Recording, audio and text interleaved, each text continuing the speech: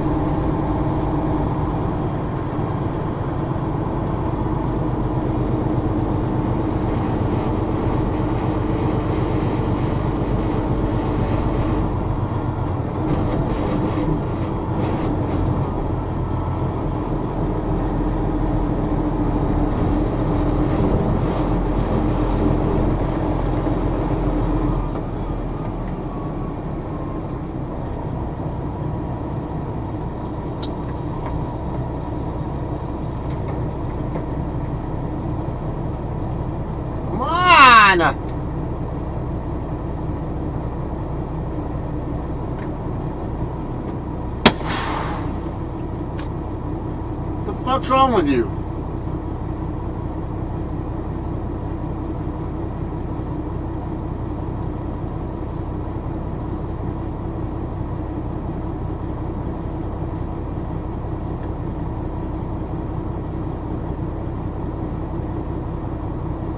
You have 1 hour and 40 minutes of remaining drive time.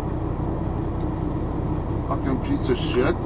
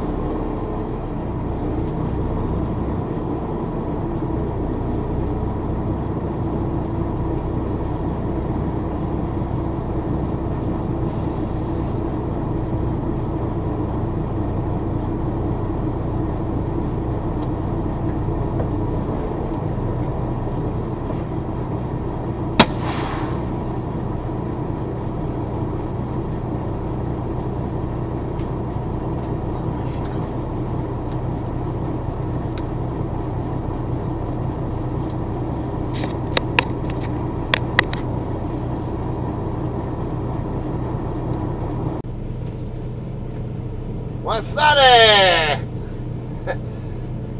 Alright guys, I'm at the Walmart distribution center in Grandview, Washington right now. Let's see. Wait, I'm in line to check in right now. It's 2:15 local time in the afternoon, or 14:15, whatever. Yeah, getting ready to deliver here. Technically on my 10-hour break still, and then when I'm done with my 10, alright, well, yeah, when I get done with my 10 around, it should be around 1900 or a little bit, somewhere in that ballpark this evening. I'll be deadheading from here to Wallula, which is right alongside the Columbia River, and on the other side of the Tri-Cities area, as it's called, Pasco, Kennewick. I think it's Kennewick and Richland. That's what you call the Tri-Cities area of Washington. Go out past there on Highway 12. Basically going down along the Columbia River is Wallula. There's a Tyson plant there I'll be picking up from. Actually called Iowa beef something, whatever. But it's a Tyson plant. Be picking up there and then taking that back to California. It's got 3 drops on it. First one is in Newark, which is up in the Bay Area. And then the final two were both in Vernon on the following day. Hopefully I'll make it down there because my truck is having some issues. My MIL light is on. They called our breakdown people because our trucks have the capability of basically sending diagnostic data to the shop and our breakdown people to let them know, hey, this is what's going on with the truck. And he said there were 2 fault codes there that he saw. Grab it.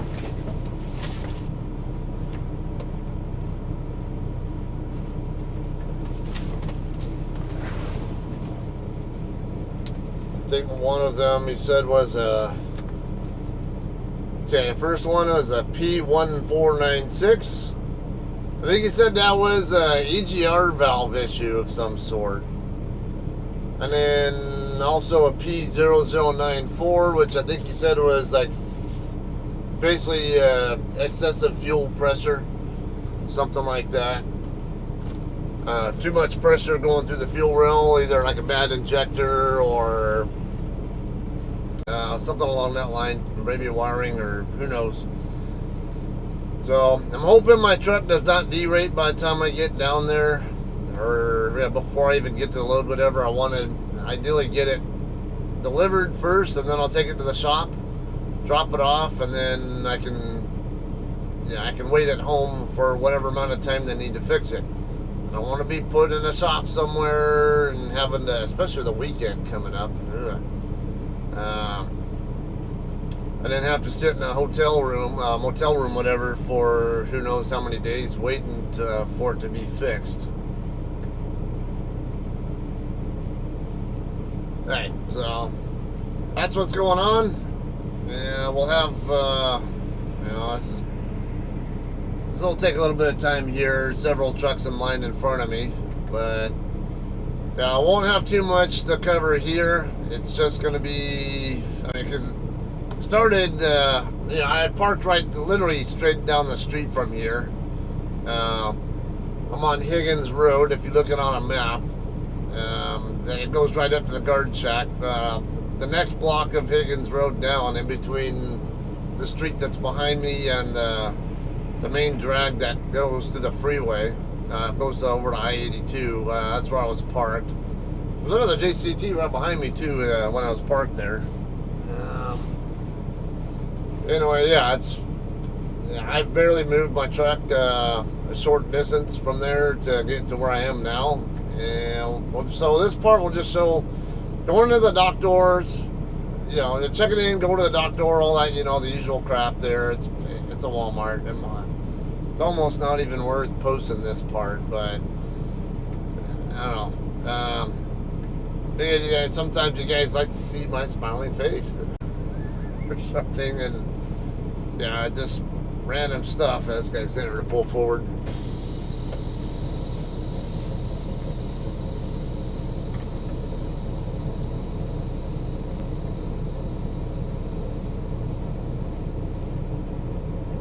Okay, well, anyway, my load out of the Tyson plant is already ready to go. It's due for, the drop dead time is later tonight, I think. Yeah. Oh, wait. Is it tonight? Something like that. And it's I got a message yesterday, I think it was. Yeah, I got a message on my Qualcomm yesterday from dispatch saying it's ready to go. So it's just a matter of me getting over there and picking it up and getting it moving. With this truck issue, I'm I don't know which route I'm going to take. And not to mention, I think Tyson gets a bit snitty about drivers taking their loads down US 97, basically from I-84, cuts down through Bend, Oregon, and then down into Weed, California. That would be the normal route I would take, but if I remember, Tyson doesn't like us taking our loads through there, and then with my maintenance concerned, I'm a little bit iffy on whether I want to go that particular route. We'll see. I don't know. I might do some digging around under my hood, whatever. See if I can figure anything out.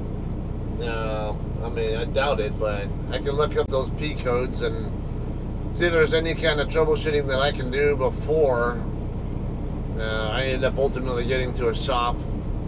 Because, you know, the more, especially if I've already done some troubleshooting steps for them, it could shorten their troubleshooting process. Oh, you've already looked at this? Okay, well, I'll go ahead and move on to the next step or something. Or look at something else. And then come back to whatever I looked at, only if they can't find any other problem and they have maybe the second guessing what I told them. Which, I don't blame them. I used to be a mechanic. And in my eyes, at least when I was an aircraft mechanic,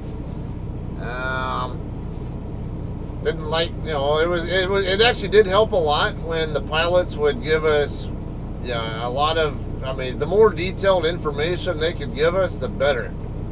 Because, they said they did this or that or whatever, and it really helps a lot with isolating causes, or grouping, maybe even grouping symptoms into together and finding out that one single thing is causing all of them. That happens too, but a lot of times it's separate symptoms and it's separate problems, but you never know. It's like certain things you can either put together like that, or or all the symptoms lead to, or all the little details of the one symptom you have might lead it to a specific cause being the most likely culprit. So, I like to try and get as much info as I can and give them what information they have they need to most effectively do their diagnostics.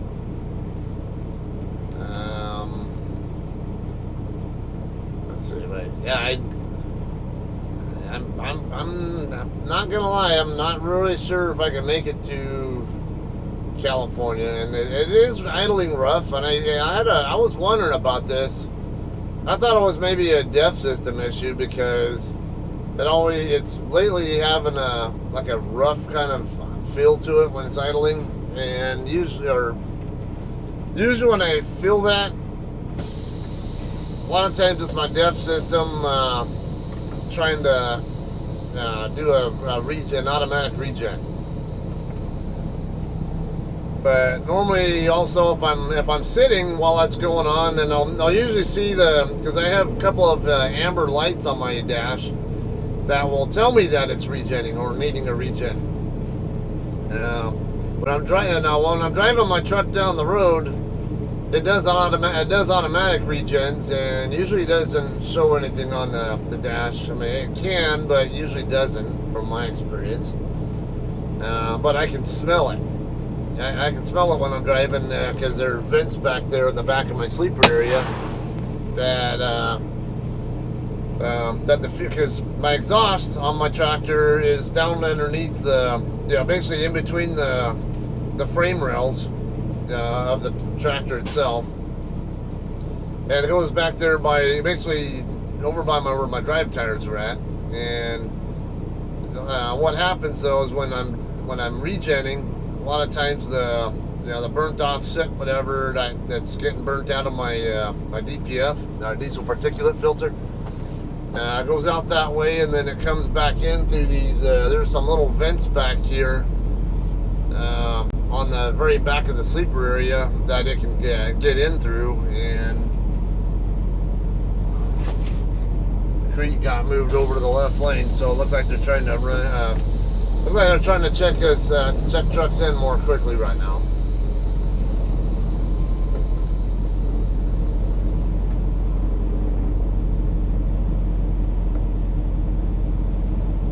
Anyway, it's got a bit of a rough idle right now too. but the lights are not on. It's just the MIL light, so it makes more sense that it's something not deaf. I don't know why I never noticed this gravel lot right here.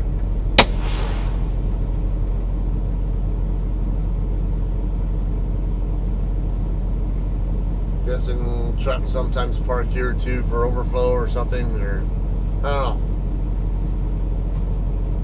Yeah, and I actually thought about parking over at the Loves and Prosser, which is only not even 10 miles east of here.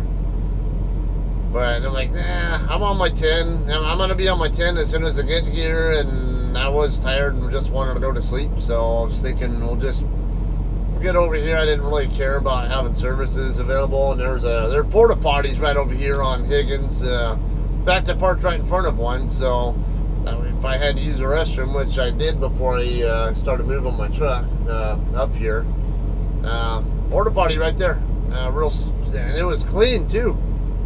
Almost like I'd almost swear that they just finished servicing it. It actually smelled good and everything, and I mean, hard to believe that a porta potty can even smell good, but yeah. Yeah, so I was able to use that, and then I've got some rest.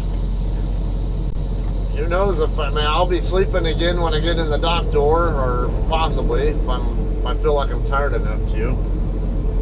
I may have more time after I'm done with docks. Like I say, my 10's not going to be done until about, I think, 1900 tonight. Yeah, I want to say I think I went off duty right around 9 a.m. or maybe just a little bit before.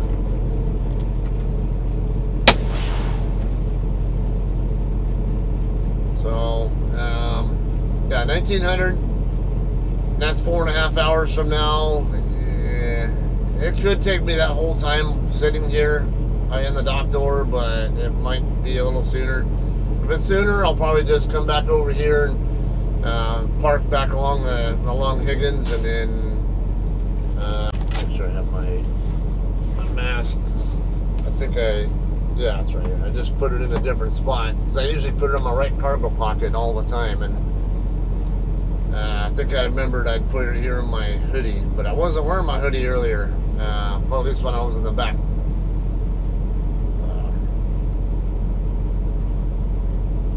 Looks like the Crete driver's getting ready to pull away. I only have one more truck behind me now, so they're getting a good handle on this. So I don't know that they'll. Yeah, that's gonna be a lot of paperwork to scan in. I will probably, because I'm gonna go to Love's after I'm done here anyway. Yeah, well, maybe not right away, but on my way over to there. Yeah, he's waving me over here. Alright, so yeah, I'm gonna go to the Loves when I'm done here, and I can go ahead and use the transflow machine. Yeah, there's a computer over there, and scan in my trip sheet when I'm done, because that's a lot of pages. I don't want to scan in on my phone.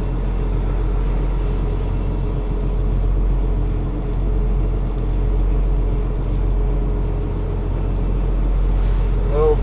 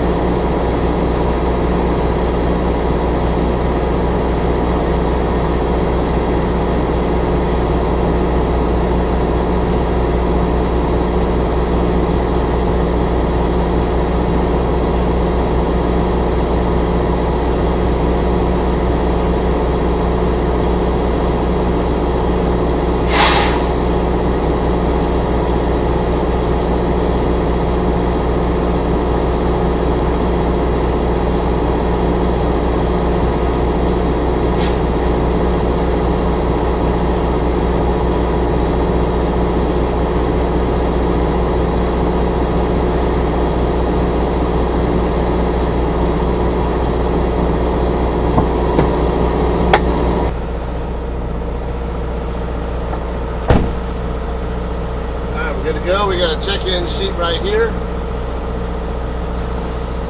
I'll go to personal bay so I don't ruin my, I won't say forced to move by shipper.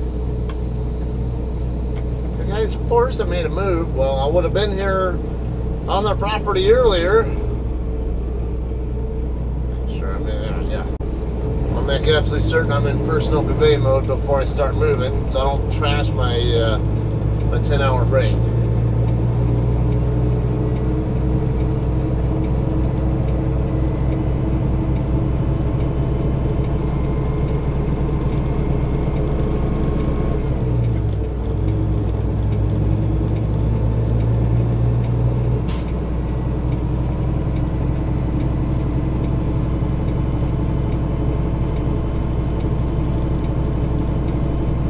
So you might have seen on Facebook, if you follow me there, that I had a tire, not really a blowout, but more like a tire tread separated. Stop here for what? For that shit? There's no reason to stop here. I'm not stopping there. Freaking clowns. Unless it's, maybe that's painted there just for whatever that construction work is. I don't know. Okay, 235 is my dock door. It's going to be down that way, about probably at least halfway down the building.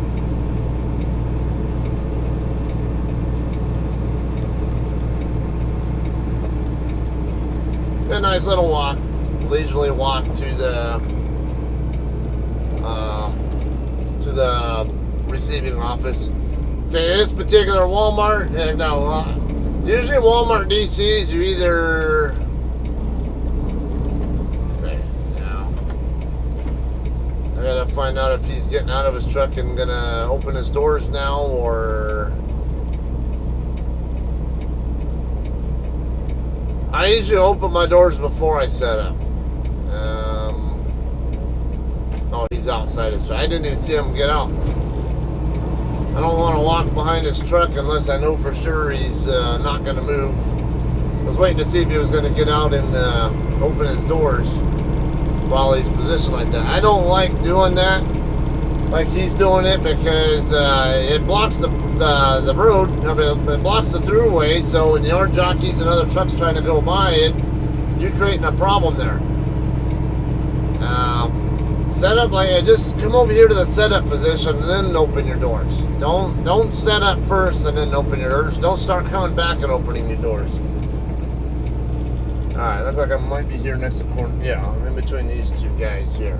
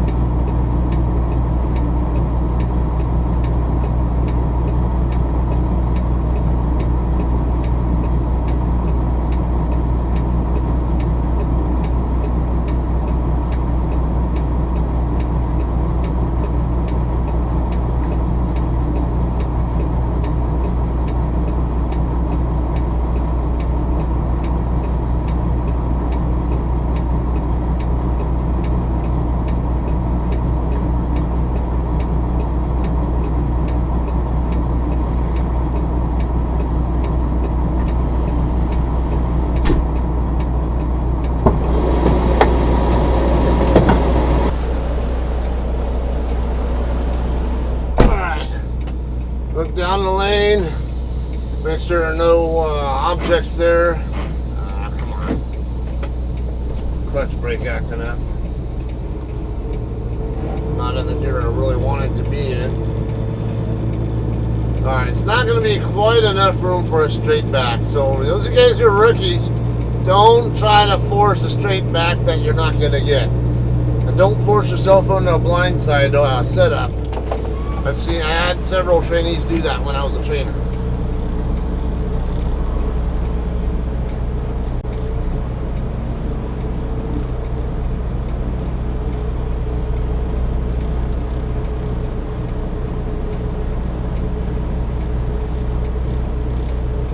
Heavy on this guy. No, looks like a pretty good there.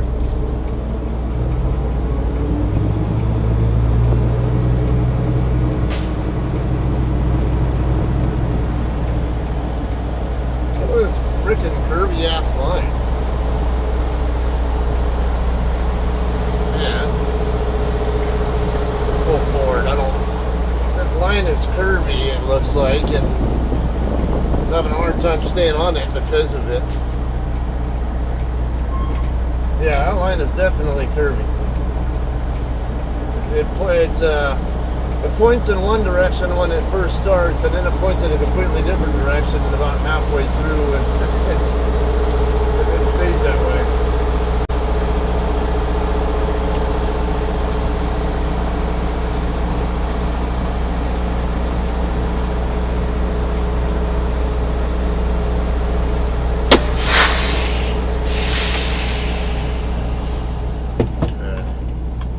Back to sleeper berth. Kind of have to cheat.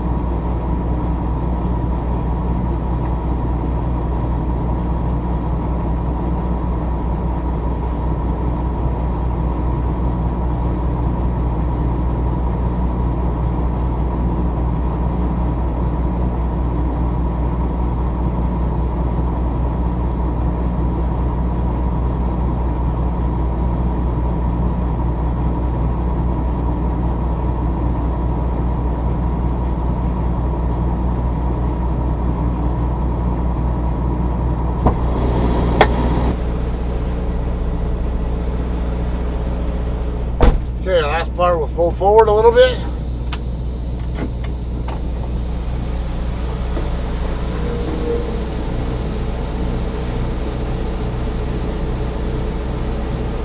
Turn the lights on, the parking lights on, so I can see my gauge a little bit more easily.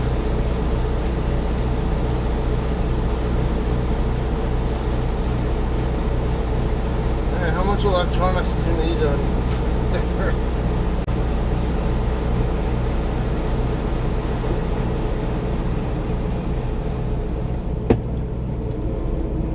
Big ass GPS device, phone mount, and then something else at a mount as well. Alright, that's it. Yeah, it's settling rough. That's it for this part. I'll have some more footage for you when covering a deadhead. Alright, see you guys shortly.